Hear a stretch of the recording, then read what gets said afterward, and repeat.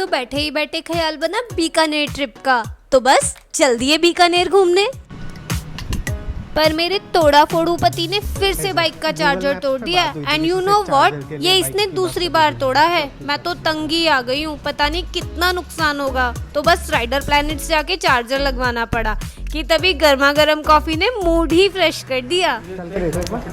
अब जब यहाँ आए ही थे तो मैंने सोचा लगे हाथ तो शूज ही ट्राई कर लेती हूँ। वैसे तो शूज ठीक थे बट मैंने थोड़े समय के लिए ये आइडिया स्किप कर दिया। और उधर दूसरी तरफ इंजीनियर भैया हमारी बाइक का चार्जर फिक्स करने लगे और कुछ ही देर में उन्होंने वो चार्जर झट से फिट कर दिया। ट्रिप के एक्साइटमेंट में पता ही नहीं चला कब सुबह हो गई, मुझे तो नींद ही नहीं आई।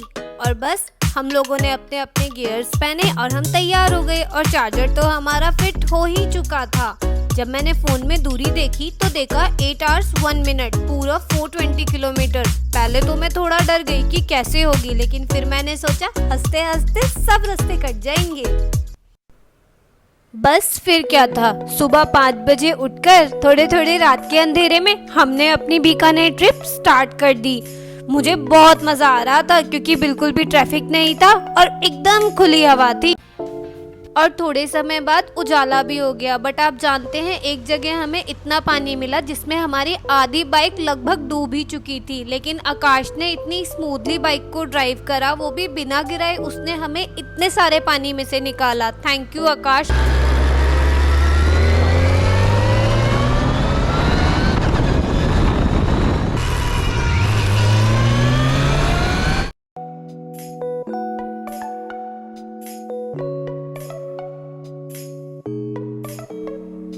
हरे हरे पेड़, नीला आसमान, खिली हुई धूप, इतना अच्छा लग रहा था जैसे मैं किसी बीकानेर ट्रिप पे नहीं, मैं किसी लद्दाख ट्रिप पर जा रही हूँ। बाय द वे बैठे बैठे ही मैंने लद्दाख जाने का भी मूड बना लिया था, पर पता नहीं अब कभी जा पाएंगे। लेकिन इस ट्रिप पर वेदर का कुछ अलग ही मजा था। हमारे बाइक शॉट के बारे में हमें कमेंट सेक्शन में जरूर बताइएगा, इससे हमें काफी मोटिवेशन मिलता है।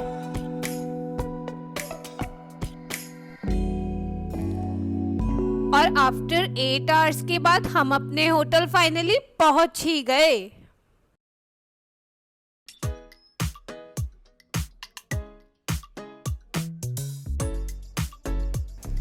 चेक इन वाले भैया ने सामान रूम तक पहुंचाने में काफी हेल्प करी, थैंक यू भैया। और इसके साथ साथ हमने होटल का व्यू भी किया। सच कहूँ तो बहुत प्यारा लग रहा था, ऐसा लग रहा था जैसे मैं किसी फोर्ट में रहने आई हूँ। बट सच बताऊँ तो बहुत ज्यादा थकान हो चुकी थी। अब तो मैं बस थोड़े समय के लिए आराम करना चाहती थी और भूख भी बहुत लगी थी। बट पहले हमने सोचा कि हम थोड़ा सा आराम करेंगे और उसके बाद ही कुछ खाने निकलेंगे। होटल में थोड़ी देर आराम करने के बाद हम लंच के लिए बाहर निकले। वैसे तो मैं लंच होटल में भी कर सकती थी, बट मुझे बीकानेर की सड़कों को एक्सप्लोर करना था, जहां कुछ गुब्बारे बेचने वाले बच्चों ने हमें खूब एंटरटेन किया।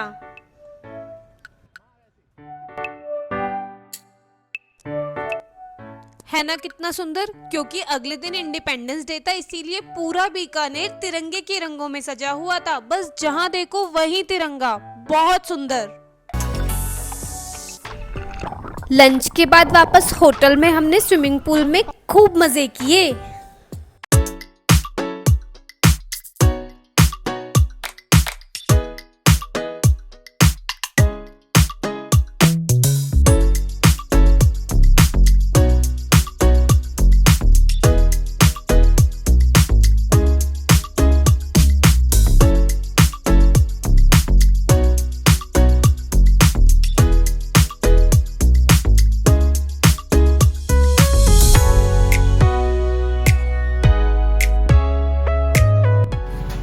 आगे की ट्रिप हमें लेकर जाती है रामपुरिया हवेली, जो कि बहुत सुंदर थी। बट यू नो आकाश ने क्या बोला कि उससे ज्यादा सुंदर तो आज मैं लग रही हूँ। Thank you.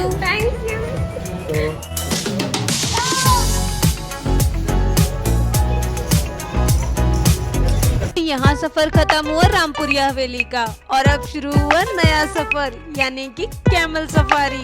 बहुत मजा आ रहा था।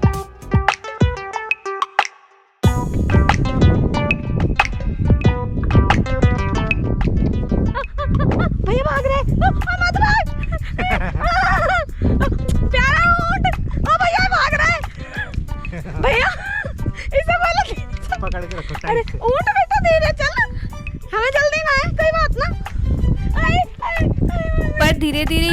कैसे कैसे डर में बदलने लगा, मुझे तो कुछ समझ नहीं आया। धीरे धीरे मुझे इस पर बहुत ज्यादा डर लगने लगा था।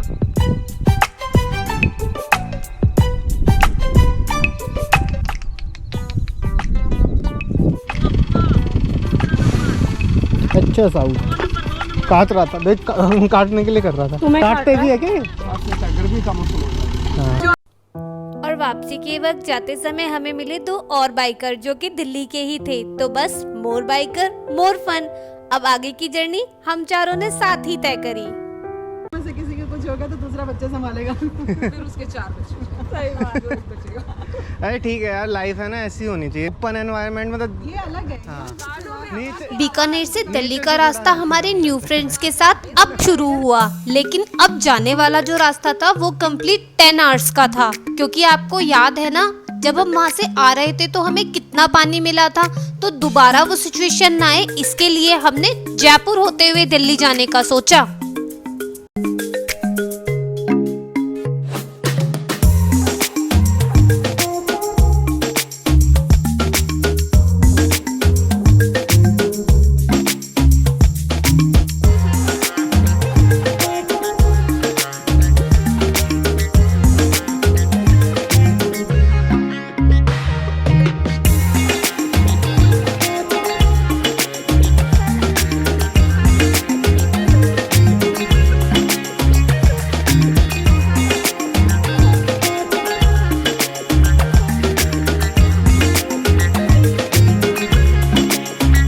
हमारे तो न्यू बाइकर फ्रेंड भी हमारे आगे आ गई थे कि तभी मौसम ने अपना रुख दिखा दिया और बहुत जोर से बारिश होने लगी। लेकिन हमें कोई भी फिक्र नहीं थी क्योंकि बारिश में ये सफर और भी मजेदार लग रहा था।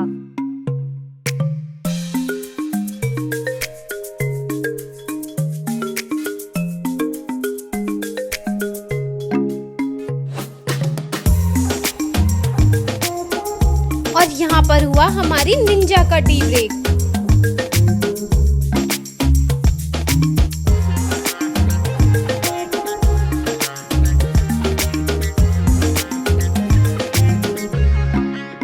करीब 2 घंटे चलने के बाद हमने एक टी ब्रेक लिया, एक पास में ही एक छोटे से रेस्टोरेंट पर।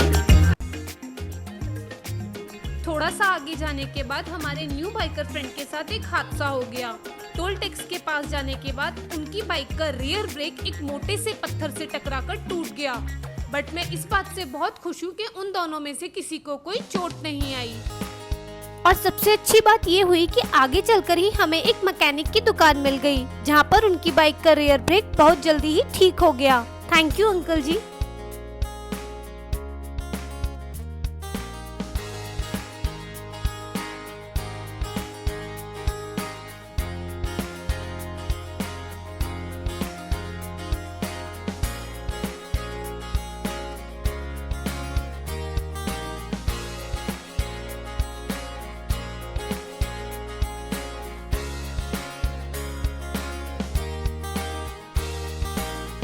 और इसी तरह थोड़ी सी परेशानियों के साथ हमारी बीकानेर ट्रिप दिल्ली आकर खत्म हुई। पर मैंने इस ट्रिप पर बहुत एंजॉय किया। आफ्टर ऑल मुझे 2 नए दोस्त भी मिल गए।